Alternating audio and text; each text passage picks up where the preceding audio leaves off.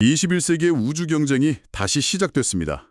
그런데 이번에는요, 국가 대 국가의 대결이 아닙니다. 바로 두 억만장자, 일론 머스크와 제프 베이조스의 경쟁이죠. 오랫동안 화성만 외치던 일론 머스크가 갑자기 달로 방향을 틀면서 이미 달을 보고 있던 제프 베이조스와 정면으로 맞붙게 된 겁니다. 자, 그럼 이 지점에서 한번 깊게 파고 들어가 보죠. 왜 이런 갑작스런 변화가 일어난 걸까요? 그리고 이 새로운 경쟁 구도는 우주 탐사의 미래에 어떤 의미를 가질까요? 아니 근데 정말 흥미로운 지점이에요. 불과 1년여 전만 해도 머스크는 다른 방해물일 뿐이라면서 우리는 화성으로 직행한다 이렇게 공언했었잖아요. 그렇죠. 그런데 갑자기 달의 자체 성장 도시를 만들겠다니요? 이건 뭐 거의 180도 유턴인데 도대체 무슨 일이 있었던 걸까요? 이게 단순한 변덕이나 심경의 변화 이렇게 보기는 좀 어렵고요.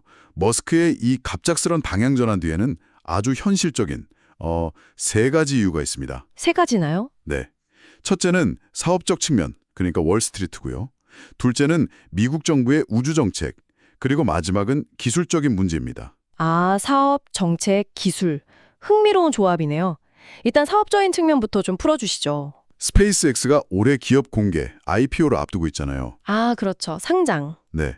그러면 이제 투자자들한테 분기별로 실적을 보여줘야 하고 계속해서 기대를 충족시켜야 하거든요. 그렇죠. 당장 눈에 보이는 성과가 필요하겠네요. 바로 그겁니다.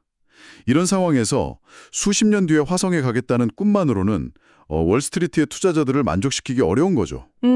확실히 10년 안에 달 기지 건설. 이게 훨씬 더 구체적이고 매력적으로 들리겠네요. 맞습니다. 여기에 두 번째 이유, 바로 미국 정부의 정책이 더해집니다. 지금 미국 정부가 아르테미스 프로그램을 통해서 2028년까지 유인 달 탐사를 재개하는데 엄청난 예산을 쏟아붓고 있거든요. 아, 그 아르테미스 계획이요? 네, 이건 그냥 한번 갔다 오는 게 아니라 달에 지속 가능한 거점을 만들겠다는 국가적인 프로젝트입니다. 스페이스X 입장에서는 이 거대한 정보 프로젝트에 발을 맞추는 게 훨씬 유리한 거죠. 그러니까 시장의 돈과 정부의 정책, 이 두 가지 흐름을 따라간 셈이군요. 근데 머스크라는 인물이 원래 그런 현실적인 계산보다는 인류의 미래 같은 더 큰 비전을 좇는 사람 아니었나요? 물론 그렇죠. 하지만 바로 그 지점에서 머스크 본인이 직접 밝힌 이유가 중요합니다. 그가 이런 말을 했어요. 지구에서 재앙이 발생해서 보급선이 끊기면 화성 식민지는 전멸할 수 있다고요. 아, 생존 가능성에 대한 우려군요. 네, 그의 계산에 따르면 달의 자급자족 도시를 건설하는 건 10년 안에 가능하지만 화성은 26개월마다 돌아오는 발사주기 때문에 자급자족까지 최소 20년 이상 걸린다는 거예요. 훨씬 더 오래 걸리는군요. 그렇죠. 그리고 기술적인 문제도 무시할 수 없습니다. 기술적인 문제라면 그 거대 로켓 스타쉽 말씀이시죠? 맞습니다. 스페이스X의 스타쉽이 아직 완전한 궤도 비행에 성공하지 못했고요. 화성까지 가는데 필수적인 궤도상 재급유 기술도 아직 해결해야 할 과제입니다. 궤도상 제급이요. 우주에서 연료를 채운다는 거죠? 네, 말 그대로 우주의 주유소를 띄우는 거나 마찬가지인데 이 기술이 아직 완성이 안 됐어요. 심지어 나사의 달 착륙선 개발 프로젝트에서도 일정이 지연되고 있다는 지적을 받았거든요. 여러모로 화성보다는 달이 훨씬 더 현실적인 다음 단계가 된 셈입니다. 여기서부터가 정말 재미있어지네요. 머스크의 빠르게, 더 빠르게 전략과 베이조스의 느리지만 꾸준하게 전략이 정면으로 충돌하게 된 거잖아요.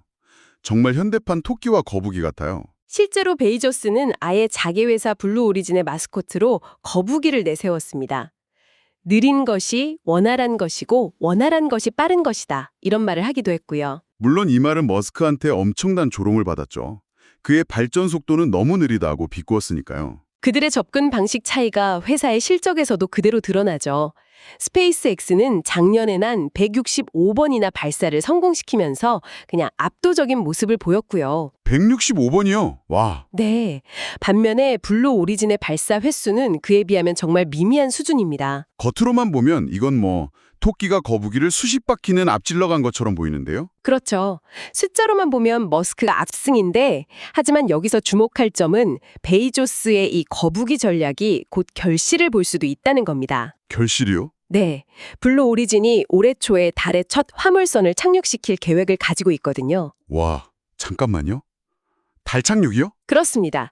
만약 성공하면 민간 기업 최초의 달 착륙이라는 역사적인 이정표를 세우게 되는 거죠. 와, 그건 정말 극적인 반전이 될 수 있겠네요. 모두가 저 멀리 달려가는 토끼만 쳐다보고 있을 때 거북이가 조용히 결승선 바로 앞까지 와 있었던 셈이군요. 바로 그겁니다. 머스크가 화성이라는 먼 목표를 향해 달려가는 동안 베이조스는 달이라는 목표를 향해 한 걸음씩 착실히 나아가고 있었던 거죠. 이 라이벌 관계가 최근 소셜미디어에서 벌어진 일로 아주 극명하게 드러났습니다.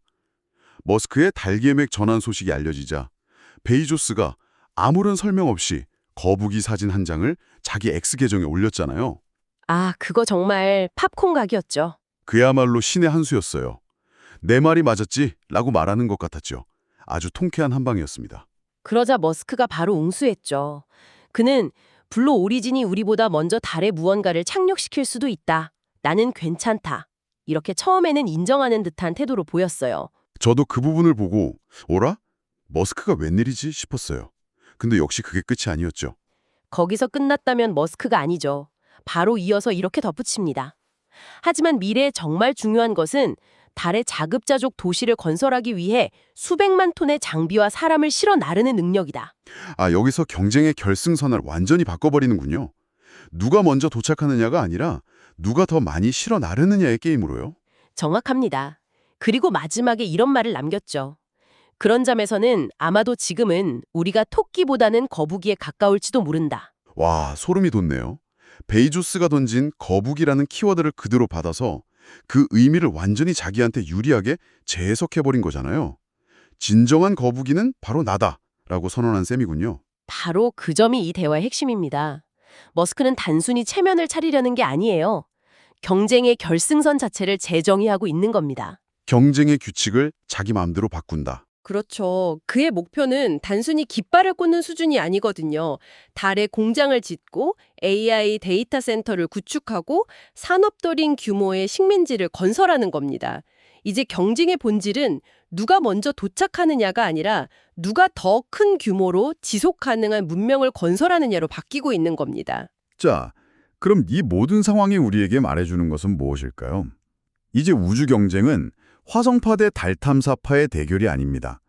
달이라는 하나의 목표를 두고 벌이는 머스크와 베조스의 정면 대결이 된 것이죠. 과거 냉전 시대의 우주 경쟁이 국가의 자존심과 정치적 이데올로기에 의해 주도되었다면 지금의 경쟁은 두 개인의 비전과 민간 자본에 의해 움직이고 있습니다. 이렇게 거대한 인류의 과업이 민간 주도로 이루어질 때 어떤 가능성과 위험이 있을지 생각해 볼 필요가 있습니다. 머스크의 인류의 다행성 종족화라는 거대한 비전과 베조스의 달 공장 건설이라는 실용적인 비전, 여러분에게는 어떤 미래가 더 설득력 있게 다가오시나요? 억만장자들이 인류의 우주 진출 의제를 설정하는 이 시대에 우리 사회와 정부는 어떤 역할을 해야 할까요? 이 질문을 마지막으로 남겨드립니다.